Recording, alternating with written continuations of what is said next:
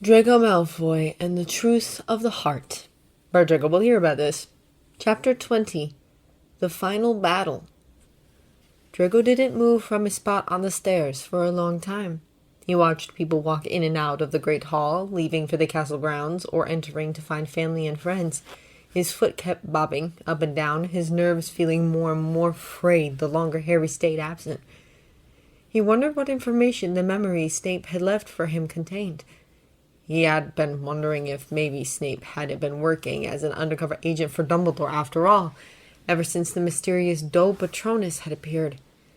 Maybe his memories would give them the last clue? Finally, the entrance doors opened again to reveal Longbottom. He smiled at Draco for a moment before a frown found its way onto his face. "What are you doing here?" he asked him, seemingly confused. "What do you mean?" Draco asked, equally as nonplussed.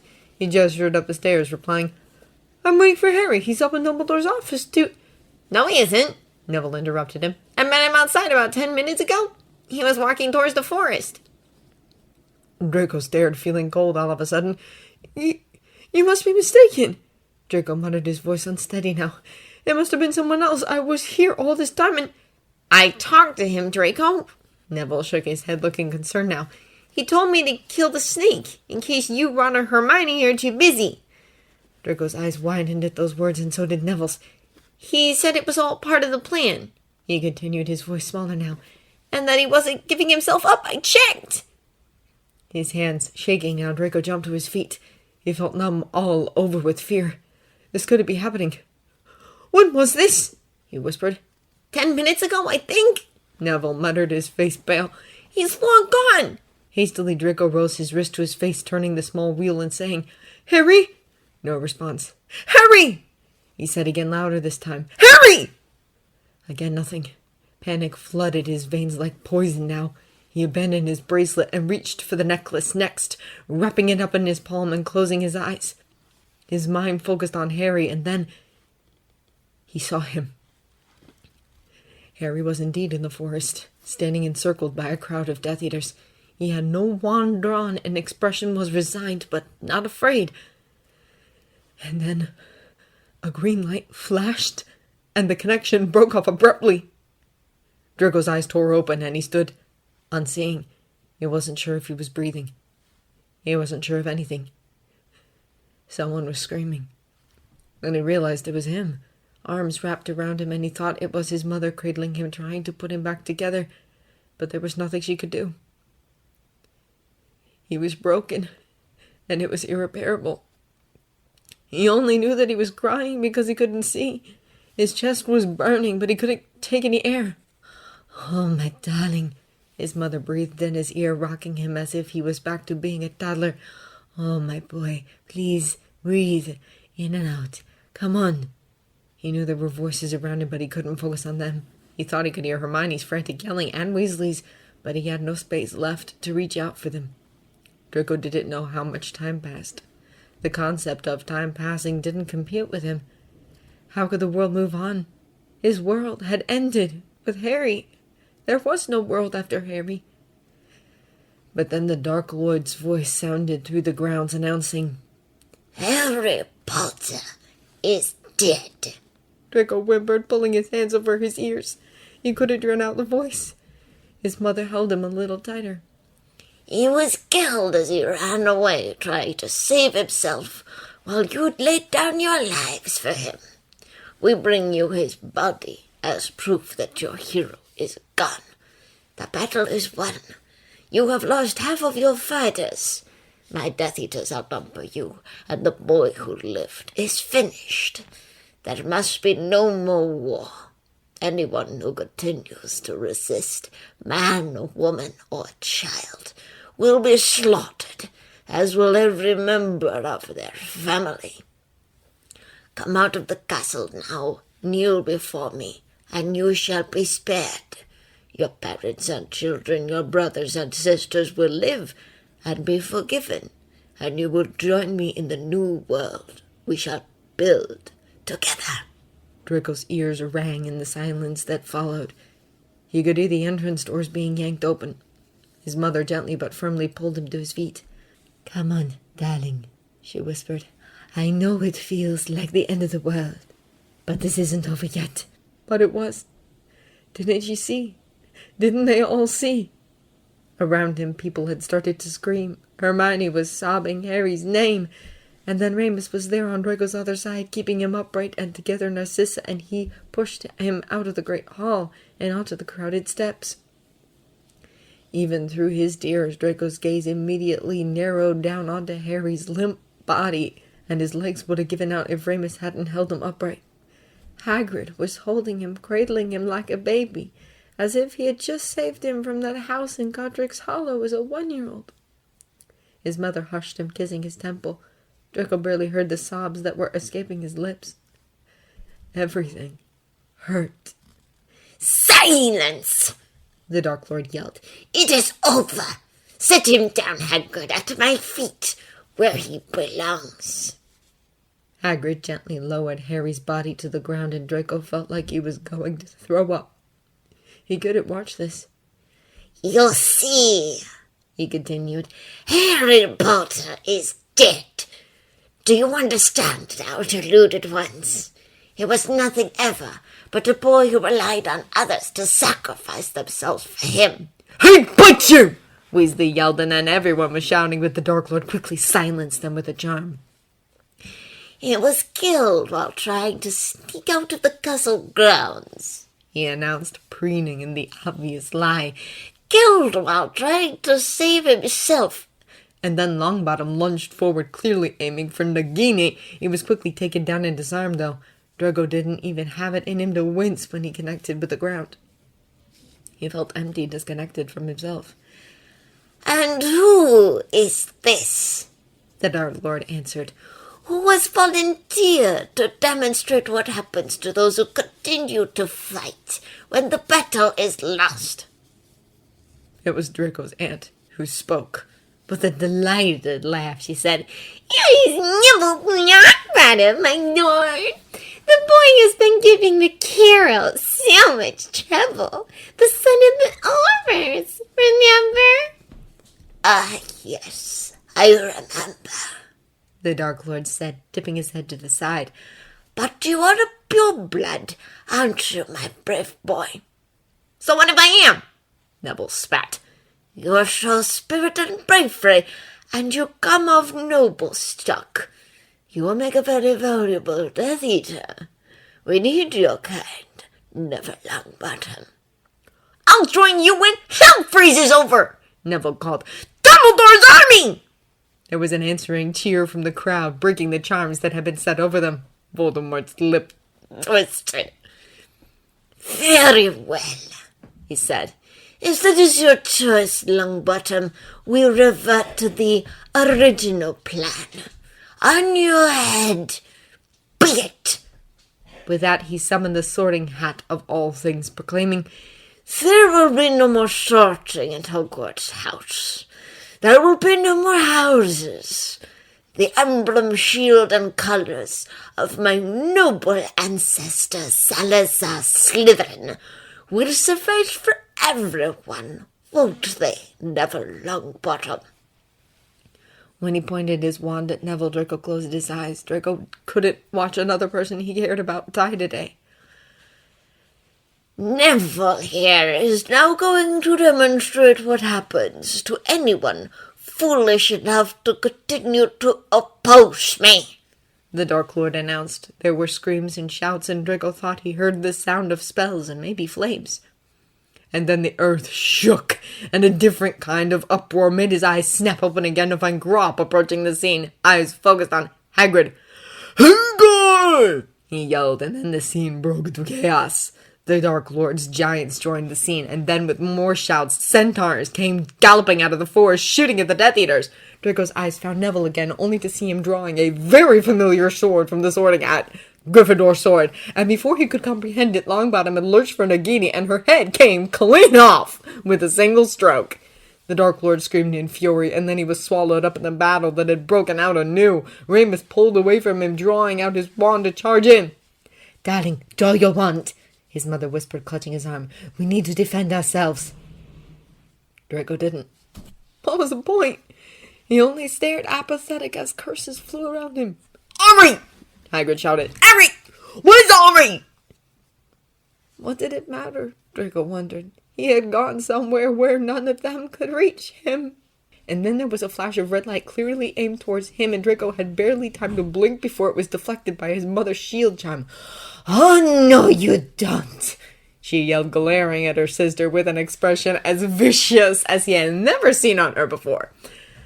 "You're not going to hurt my boy," his Aunt Bellatrix snorted, taunting her. "What are you going to do, sissy?" she asked. "Hide him away for another year?" "No," she snapped, aiming her wand at her. "This ends here and now, Bella." "You don't have the guts!" She rolled her eyes. "Watch me!" She sneered and fired the first curse. Draco watched flabbergasted as his mother dueled his aunt, her movements quick and vicious, and quickly Bellatrix's smug expression faded, replaced by something more feral. "You know," Bellatrix called after a while, "he screams so prettily when you torture him enough. I'm looking forward to doing it again." She gasped when the force of Narcissus' next curse pushed her a few steps back. "You will never touch him again," she ground out, and her next shot went right for her sister's heart. It connected, and Bellatrix Lestrange froze in her movements, the tiniest sliver of surprise entering her eyes before she toppled to the ground, lifeless. Then, various things happened in quick succession. The Dark Lord screamed in fury. Various people were thrown back to clear the path between him, Narcissa, and Draco. Draco knew with certain clarity that this was how they were going to go. He saw his father's anguished face in the crowd. The Dark Lord directed his wand towards him, and then a familiar voice shouted, "Protego!" and a shield chime came up between them and the Dark Lord, deflecting the spell. Draco had frozen. He must be hallucinating. It couldn't be. But then cheers erupted. "He's alive!" people shouted. Draco blinked, uncomprehending, as Harry stepped up to face the Dark Lord head-on. "What?" Draco breathed, sure he was going to faint. This couldn't be real. Maybe he had died. The Dark Lord and Harry were now circling each other, and at the same time, everyone was giving them space, creating a large circle to watch from the sidelines. "I don't want anyone else to try to help," Harry announced. "It's got to be like this. It's got to be me." And then Draco just stared as things unfolded in front of his eyes. Harry was talking, he knew. He was probably explaining important things, too. Draco couldn't absorb a single word. All he could do was stare and feel strangely numb and shivery. Shock, some shred of rationality that was left in his brain told him. He blinked when one sentence penetrated his gaze. "The true master of the Elder Wand was Theodore Nott," Harry announced. Draco frowned, and the Dark Lord stared at him in shock. "And I overpowered Nott earlier today. I took his wand from him." Another pause, in which the Dark Lord failed to reply. Then Harry continued, "So it all comes down to this, doesn't it? Does the wand in your hand know its last master was disarmed? Because if it does, I am the true master of the Elder Wand."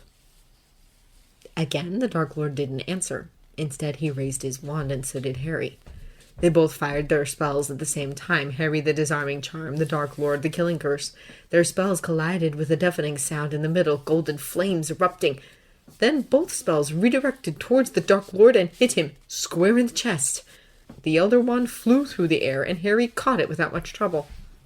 The Dark Lord's lifeless body hit the ground as Bellatrix's had only minutes before.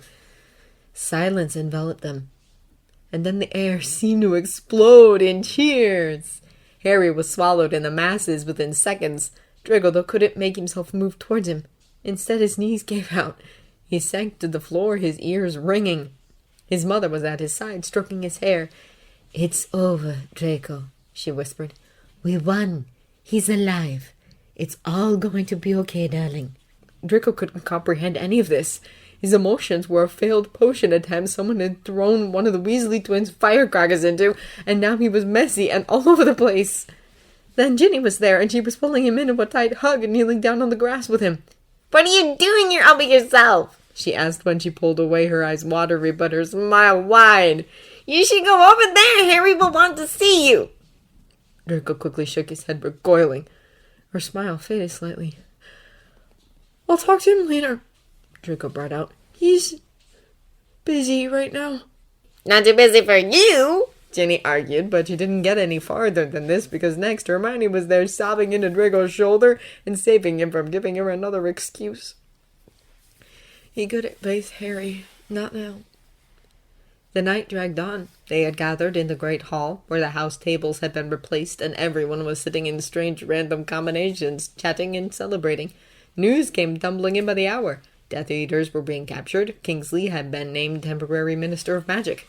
Everyone wanted a piece of Harry, so he was never alone, not for a moment. People kept encouraging him to go stake his claim, but Draco always refused. He felt strangely wrung out. He wished he could sleep for a month before he had to face Harry.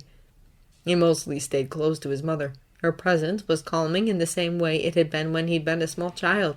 He was vaguely aware that his father was still around, too. He had seen him, sitting by himself somewhere, watching them, but he hadn't approached them yet, and Draco hoped he wouldn't. Then suddenly Harry's voice whispered in his ear, startling him. "Meet me outside," he whispered. Draco looked around, but he couldn't see anyone. His first thought was that he was hallucinating, but then he realized that Harry was most probably wearing the cloak. A quick search confirmed that he had disappeared from sight. "Go," his mother nudged him. "You can't hide from him forever." Draco sighed before getting to his feet. He took his time getting to the entrance hall, but even when he reached it, Harry was nowhere inside. Maybe it had been a hallucination after all. Then he heard footsteps, and when he turned around, Harry was pulling the cloak off him, a smile on his face. "Oh, thank Merlin," he muttered, crossing the distance between them and hugging him tightly. "Hi," he murmured, voice soft. Draco's throat closed up, and his eyes stuck. Then there were more footsteps, and he let go of Draco to allow Hermione to pull him into a bone-crushing embrace. Draco stood back, blinking hard, gulping. "Don't fall apart. Don't fall apart. Don't fall apart." Harry took Draco's hand, breaking him out of his inner mantra. He started walking, leading them up the stairs. The very stairs he had left Draco on after he had gone to walk into his own death, Draco couldn't help but think. As they walked, Harry started explaining. He told them how Snape's memories had been a message for him, how he had been working for Dumbledore all along. Dumbledore had arranged his own death with Snape, aware that his end had been near, since the gaunt ring had left a curse on him he couldn't break. Draco remembered his blackened hand making the connection.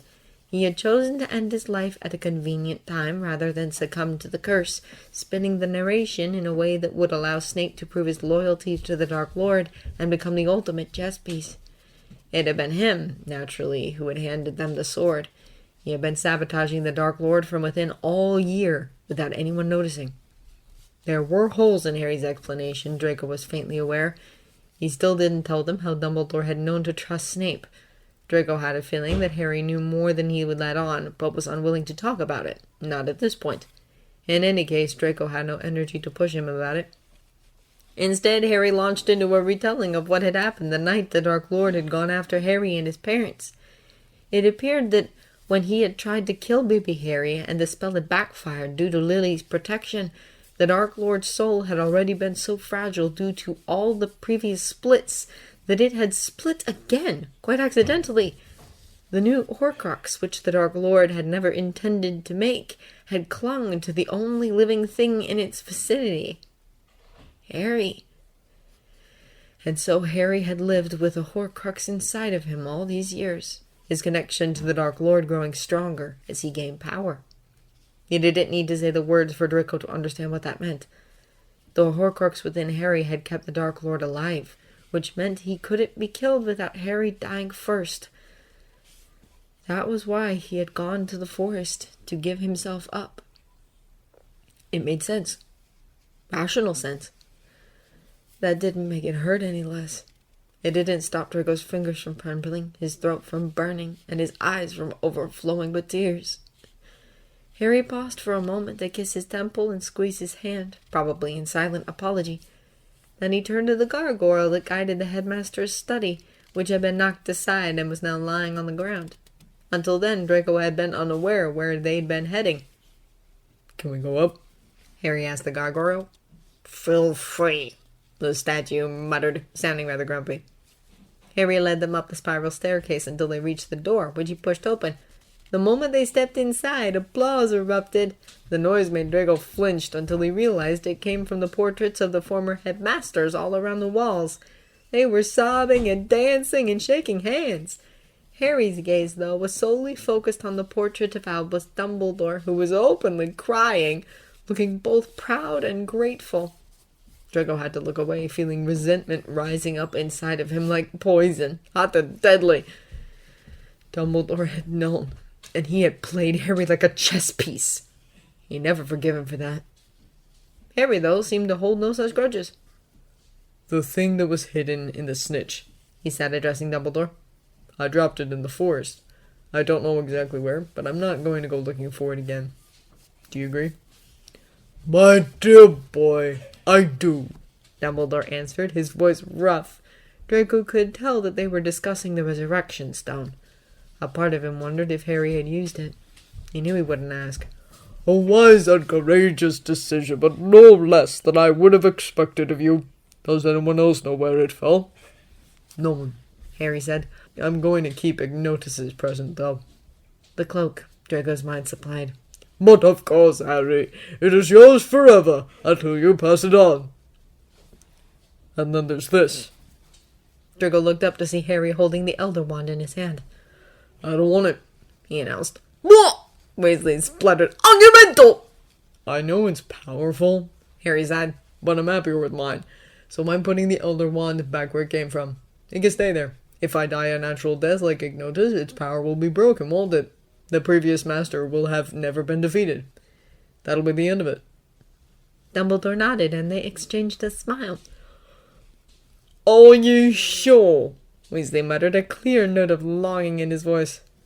I think Harry's right, Hermione whispered. That wand's more trouble than it's worth. Harry shook his head, turning back to them. And quite honestly, He brushed his lips against Draco's temple before continuing. I've had enough trouble for a lifetime. Silence followed his words. Draco couldn't look at Harry, but he could feel the other boy's eyes on his face. Where's your head back? Weasley said at last. Mum will be a nightmare if we disappear for too long. You go ahead, Harry said, his voice soft. I think Draco and I... It's been one heck of a day. We really need to sleep. Of course, Weasley said, perking up. Just let me tell Mum and we'll go back to the burrow together. No, Harry interrupted him. I mean, I think it's better if Draco and I go over to Andromeda's tonight. It's been a lot, Ron. Weasley's face fell, but Hermione stepped in before he could respond, nodding. Of course, she smiled. You deserve some privacy after everything. We'll tell the Weasleys, don't worry. Thank you. Harry smiled at her. I'll drop by tomorrow, okay? Of course. She nodded. She hesitated, then she asked, I'll tell Narcissa that you left too, shall I? Perfect. Harry's tone was grateful. Have a good night, then. You too. It was strange suddenly being alone with Harry. Draco felt like he'd been wrapped in a thick wrapper of cotton, separating him from Harry, from the rest of the world, and from himself. And now Harry was very clearly trying to pierce that. Harry's arm was around his shoulder. He wasn't sure when he'd placed it there. Let's go, Harry breathed. Draco just went. No verbal answer, but no protest either. Harry was watching him, he knew. He couldn't meet his eyes. They made their way through the corridors, back into the entrance hall and out of the castle. There, Harry pulled him close and disapparated. They appeared just outside of Andromeda's garden, far enough to avoid the wards. Then Harry's arm wrapped around his shoulders again, and he led them towards the open gate in the garden fence. They passed the wards without issue. After all, Draco was family, and there was probably an exception in the spell for Harry. They entered through the back door and found the kitchen crowded. Andromeda and Ted were sitting at the table, talking quietly over their cups of tea. On the other side of the table sat their daughter, who was cradling her son. Remus stood at her back, watching them with a fond smile. They all looked up when the two of them entered. Andromeda got to her feet with a tight smile. Draco, she breathed. Oh, it's so good to see you, my boy. Draco found himself enveloped in her arms before he could say anything. His aunt thankfully didn't need his input, though, and neither did her husband when he came to greet him with a large smile. When they released him, Dora was already pushing her son into Harry's arms. "Time to say hello to your godson, you two," she announced, beaming. Draco felt choked again watching Harry hold little Teddy. The baby was watching Harry with curious eyes, and then his formerly purple hair turned green, the color of Harry's eyes. It was all too much. Draco took a shaky breath and turned to Andromeda. "Is my room still free?" he asked. "Of course," she smiled at him. "You can have it for as long as you need it." Draco nodded, then muttered, "Excuse me." He didn't look at anyone as he made his way across the house until he finally found the old, small guest room, relieved when he could finally close the door behind him. Everything looked the same as it had the day he had left for Bill and Fleur's wedding. Even the clothes he had disregarded onto his bed still lay there. Draco gulped and moved across the room to pick them up. On autopilot, he opened his cupboard. All the clothes he'd left behind were still there, too. He hung up the ones he was holding and searched for fresh pajamas. Then he started changing. He was just doing up the last buttons when the door opened and Harry walked in. He sent him a tentative smile, but it quickly vanished when Draco didn't return it.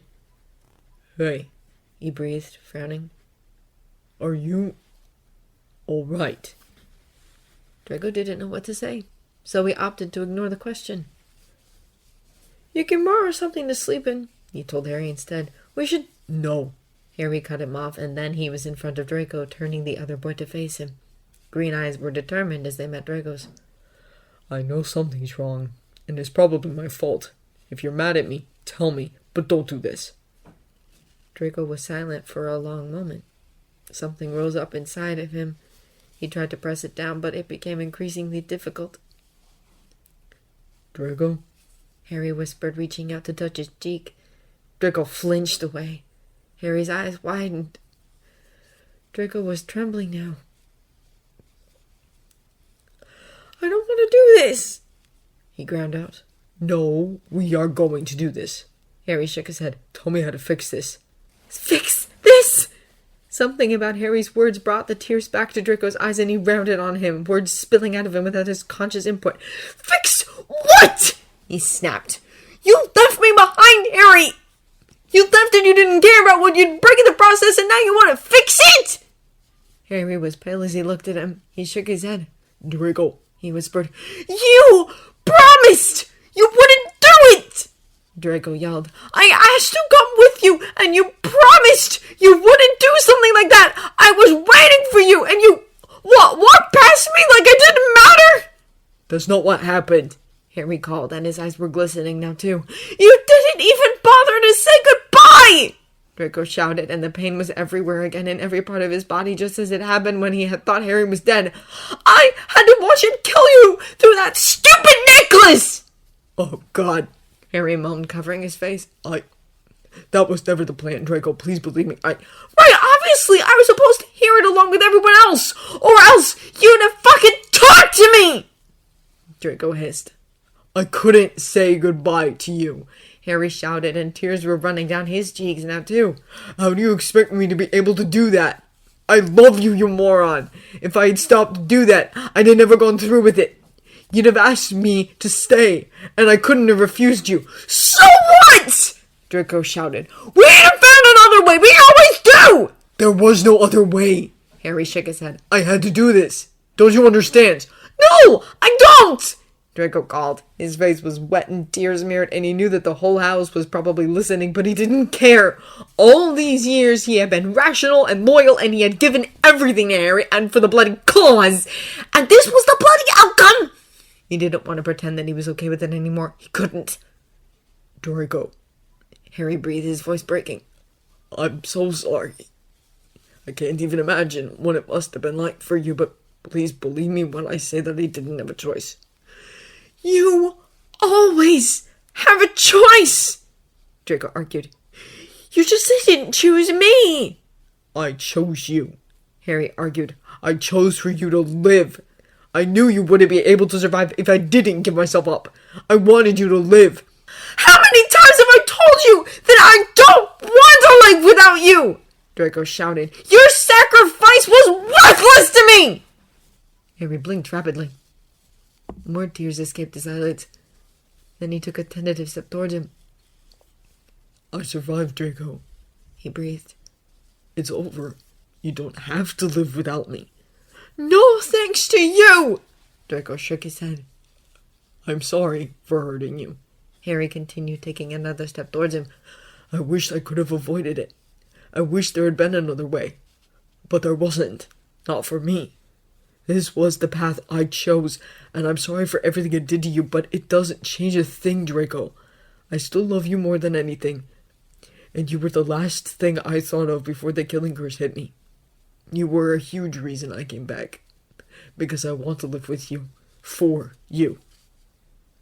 Draco was trembling again violently. He let Harry reach out for him when he tried this time, didn't resist when the other boy pulled him into his arms. I love you, Harry repeated. Please forgive me, Draco. Draco allowed himself to rest against Harry, crying into him while Harry held him tight. He kept murmuring, I'm sorry. And I love you. And I won't leave you again. Eventually, Draco had cried himself dry, and the exhaustion had caught up with him, to the point where it became difficult just to stand up. Harry maneuvered them onto the bed and pulled the duvet over them, keeping Draco's body close against his. Sleep, he whispered, and Draco did, with his ear pressed up against Harry's chest so he could listen to his heartbeat.